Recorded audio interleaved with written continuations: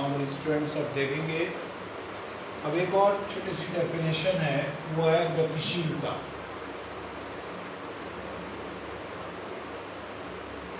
ये भी पदार्थ के ही गुण है, गतिशीलता, मोबिलिटी।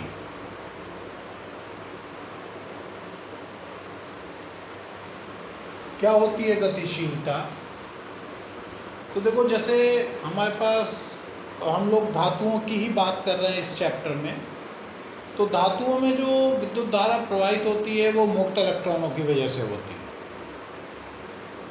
इसी तरीके से अगर हम विद्युत अपघट्य में कहें, जैसे सेल में विद्युत अपघट्य होता है, तो उसमें विद्युत धारा जो प्रवाहित होती है वो आयनों की वजह से प्रवाहित होती है। विद्युत धारा जो प्रवाहित होती है वो आयनों की वजह से प्रवाहित होती है। तो कहीं पर भी जिन भी आवेशों के प्रवाह के कारण विद्युत धारा उत्पन्न हो रही है, उन्हें हम आवेश वाहक कह देते हैं in general.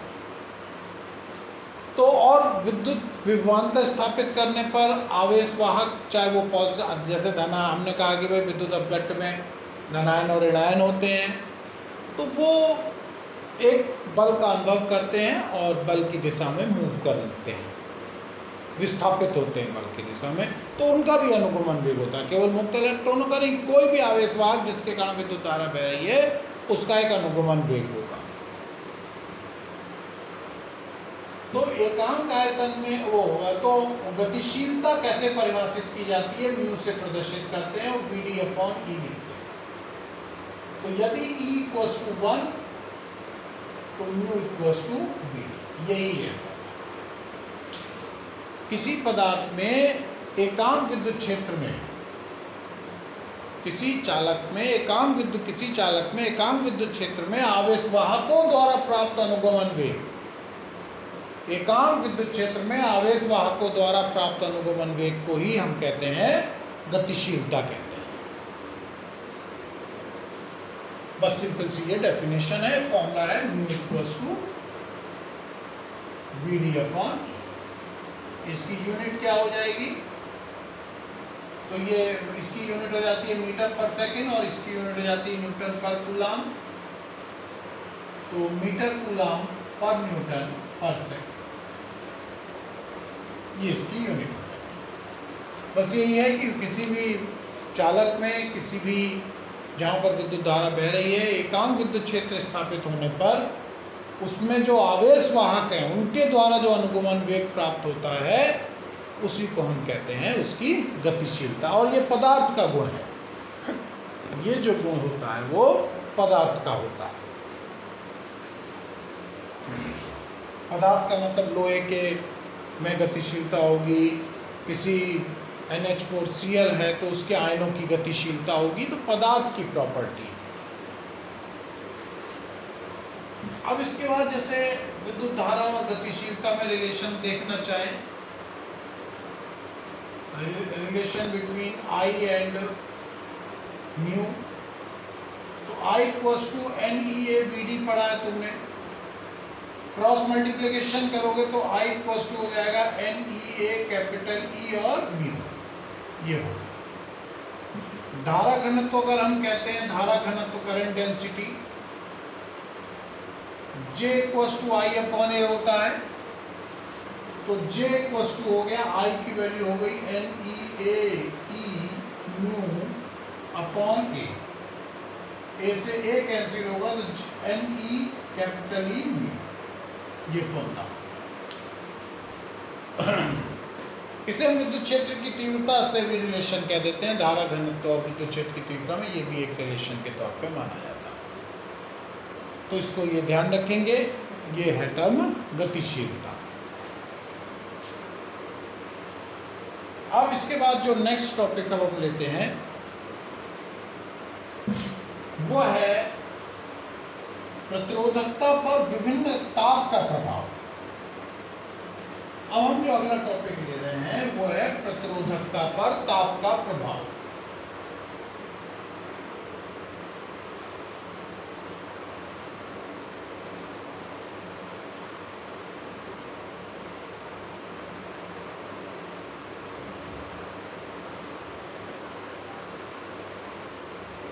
Effect of temperature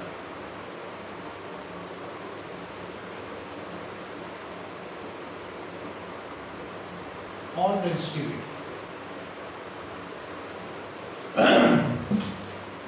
अब रेजिस्टिविटी पर हम ताप के प्रभाव की बात करते हैं। तो हम धातुओं को लेते हैं, चालकों में या धातुओं में पहले हम ले लेते हैं धातुओं के लिए।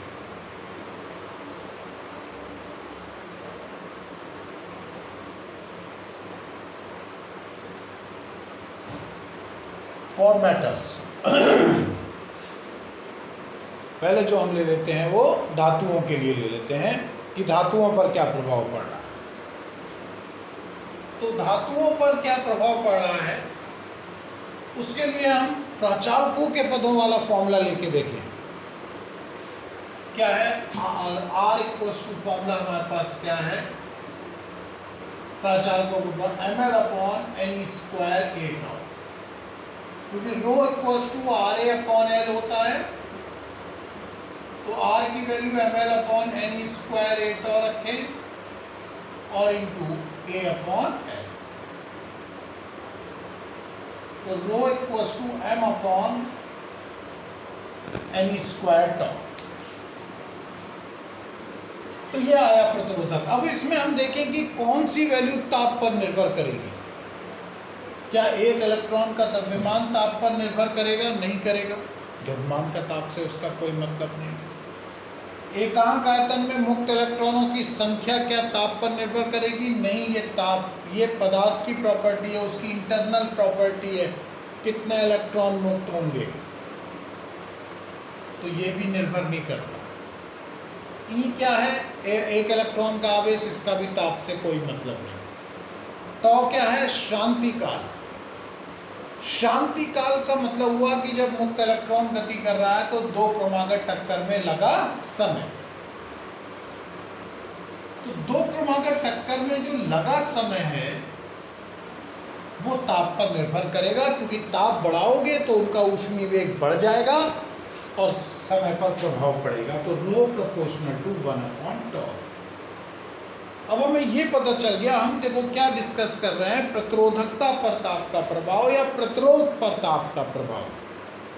हम लोग ये डिस्कस कर रहे हैं कि धातुओं के प्रतिरोध पर ताप का क्या प्रभाव होगा।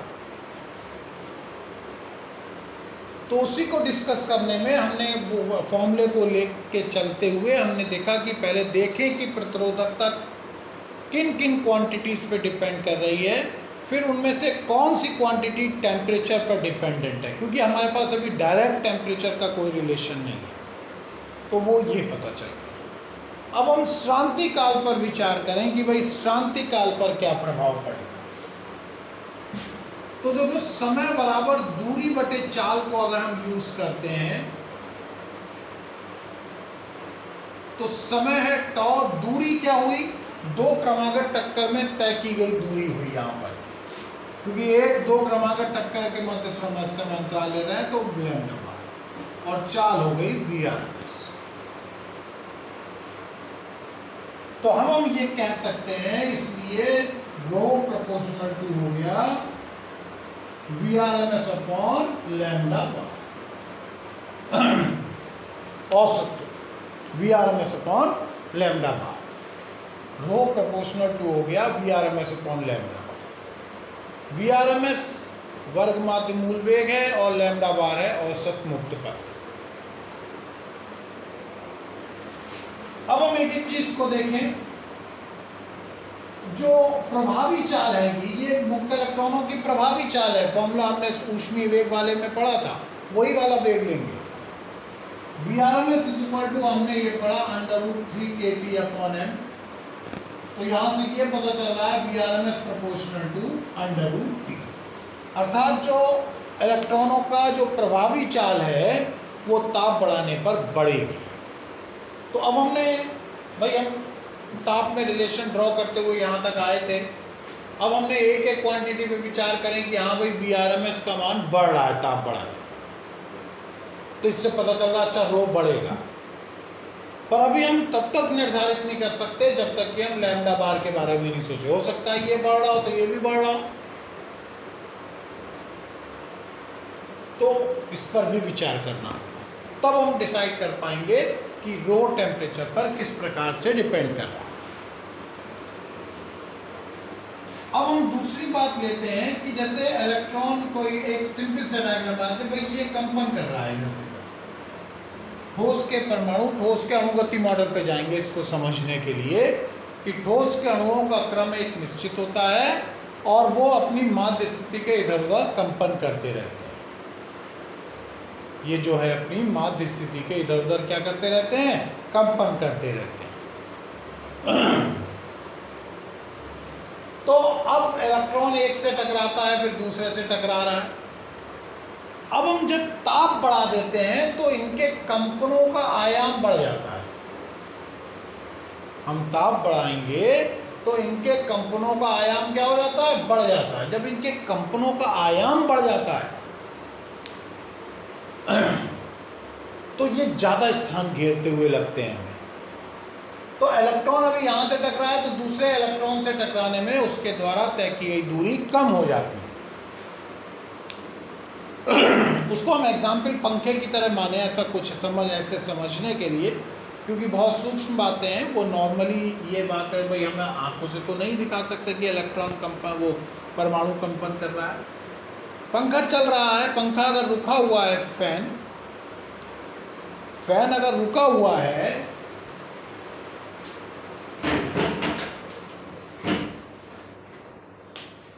रुका हुआ है तो उसकी 3 पंखुड़ी तुम्हें दिखाई पड़ेंगी।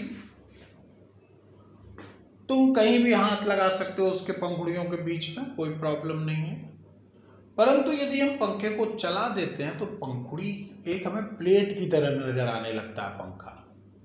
अब हम उसमें कहीं भी हाथ डालने से डरेंगे क्योंकि पंखुड़ी लग जाएगी, पर पंखुड़ी तो एक बार में एक ही जगह होंगी वो, तो उनकी गति के कारण हम ये कहेंगे भाई ज्यादा स्थान घेर रहे हैं। उसी तरीके से मुक्त इलेक्ट्रॉन कंपन कर रहे हैं, ज्यादा स्थान घेरते हैं तो इलेक्ट्रॉनों की जो टक्कर है वो जल्दी जल्दी होती है, औसत मुक्त पद घट जाता है। कहने का मतलब ताप बढ़ाने पर औसत मुक्त पद जो है वो घटता है, लैम्डा बार घटता है ताप बढ़ाने पर।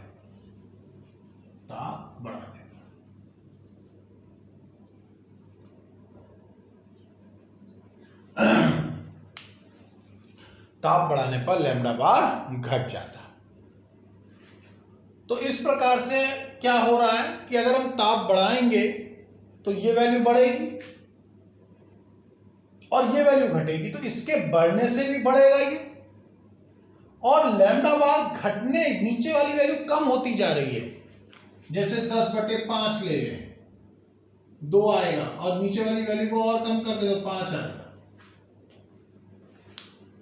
तो जैसे जैसे हम कम करते जाएंगे, ये वैल्यू कम हो रही है तब भी बढ़ेगा, ये बढ़ रहा है तब ये बढ़ेगा, इसके बढ़ने से भी बढ़ेगा, इसके घटने से भी बढ़ेगा। तो लैम्डा बार बढ़ेगा, Vrms भी बढ़ेगा, लैम्डा बार घटेगा, ताप बढ़ाने पर लैम्डा बार घटेगा, Vrms बढ़ेगा, जिसकी वजह से ताप बढ़ाने पर ये पूरी वैल्यू क्या हो रही है, बढ़ रही है। ताप बढ़ाने पर ये पूरी वैल्यू बढ़ रही है। ताप बढ़ाने पर ये मान बढ़ रहा है तो प्रतिरोधकता भी बढ़ेगी। तो फाइनल रिजल्ट यही निकला कि प्रतिरोधकता जो है वो धातुओं की प्रतिरोधकता ताप के समानुपाती है। ताप बढ़ाओगे तो प्रतिरोधकता बढ़ेगी, ताप घटाओगे तो प्रतिरोधकता घटेगी। फाइनल रिजल्ट ये आ गया। अब वो हमसे कोई पूछता है कि भाई ताप बढ़ाने पर धातुओं की प्रतिरोधकता या प्रतिरोध पर क्या, वही प्रभाव प्रतिरोध पर भी पड़ेगा, प्रतिरोध पर क्या प्रभाव पड़ेगा?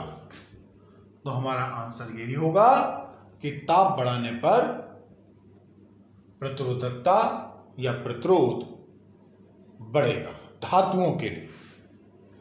ये बात केवल किसके लिए है? धातुओं के लिए, कि धातुओं का भी ताप बढ़ाने पर उसकी प्रतिरोधकता या प्रतिरोध बढ़ेगा।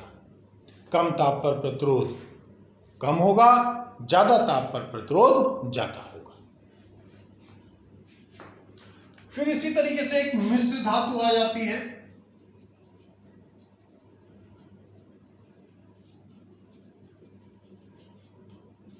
फॉर एलॉयज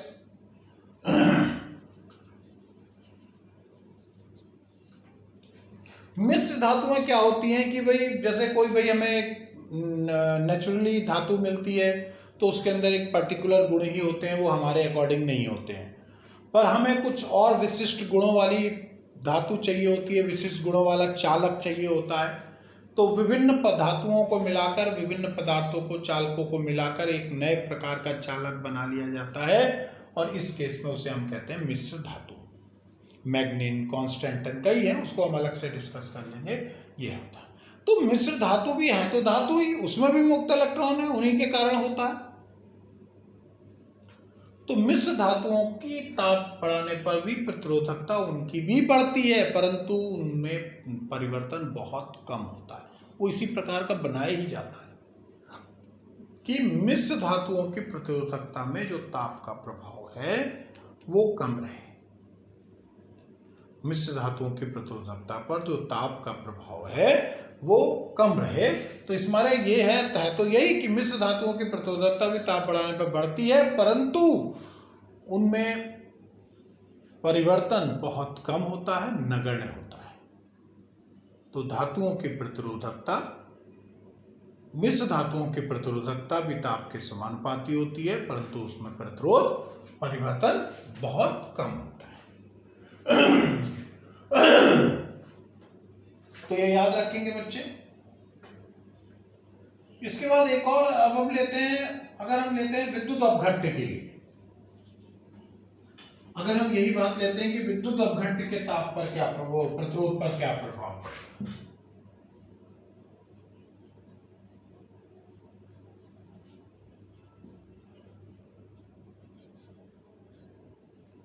विद्युत अपघट्य के लिए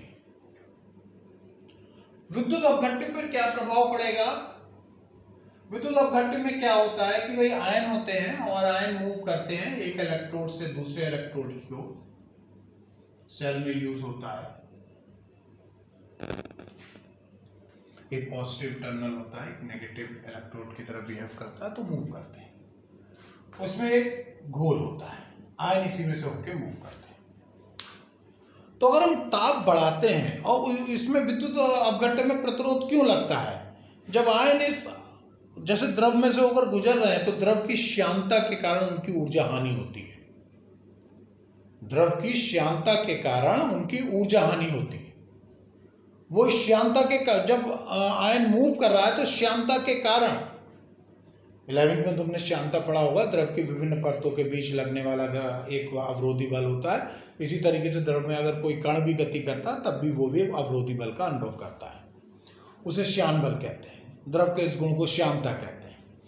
तो उसी श्यानता के कारण ही इसमें एक प्रतिरोध उत्पन्न होता है द्रव में, विद्युत अपघट्य में। जब हम ताप बढ़ाते हैं तो श्यानता का गुण घटता है, ये 11वीं में पढ़ा होगा तुमने। ताप बढ़ाने पर श्यानता का गुण घटता है, अवरोध बल घटता है। जब बल घटेगा तो प्रतिरोध बढ़ेगा, प्रतिरोध भी घटेगा, सॉरी। तो कहने का मतलब यह है कि विद्युत अपघट्यों की ताप बढ़ाने पर प्रतिरोधकता घटती है, बढ़ती नहीं है। धातुओं में बढ़ती है पर विद्युत अपघट्य में क्या होती है, घटती है। तो यहां पर यही है कि वे विद्युत अपघट्य में धातुओं की विद्युत अपघट्य की प्रतिरोधकता ताप बढ़ाने पर घटती है। ताप बढ़ाने पर क्या होती है, घटती है। क्यों घटती है, क्योंकि जो प्रतिरोध उत्पन्न होता है विद्युत अपघट्य का वो श्यानता के कारण होता है, और श्यानता ताप बढ़ाने पर घटती है, इस मारे प्रतिरोधकता भी घटती है। उल्टा है रिलेशन, ध्यान रखना है। इसी प्रकार से अर्धचालक होते हैं। अर्धचालक होते हैं जिनकी चालकता चालकों और अचालकों के बीच होती है। एक विशिष्ट प्रकार के पदार्थ होते हैं ये। इनमें ये गुण होता है कि अगर इनमें कोई दूसरे पर्टिकुलर पदार्थ मिलाए जाते हैं तो इनकी चालकता, वो प्रतिरोध मिलाया जाता है तो इनकी चालकता बढ़ जाती है। इसको हम लोग डिटेल में पढ़ेंगे, यहाँ पे तो बस शॉर्टकट में बता रहे हैं। तो उनकी चालकता भी ताप बढ़ाने पर, उनकी प्रतिरोधकता भी, सॉरी चालकता नहीं, प्रतिरोधकता भी ताप बढ़ाने पर घटती है। कार्बन है, जर्मेनियम है, सिलिकॉन है, ये तो अर्धचालकों का ताप बढ़ाने पर भी इनकी प्रतिरोधकता घटती है। तो इतना करेंगे, फिर नेक्स्ट टॉपिक।